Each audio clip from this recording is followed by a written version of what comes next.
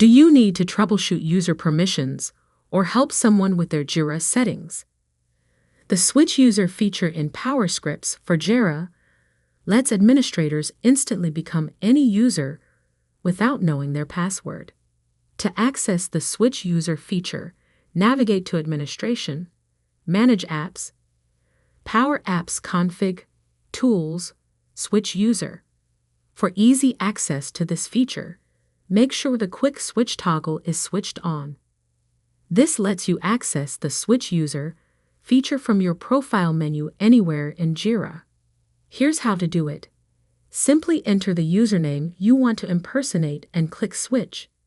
You'll instantly see Jira exactly as that user sees it: their permissions, their dashboards, their settings.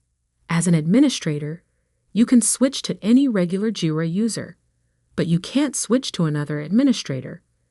This maintains security while giving you the troubleshooting access you need. When you're done, just click your profile menu and select Switch back to Admin.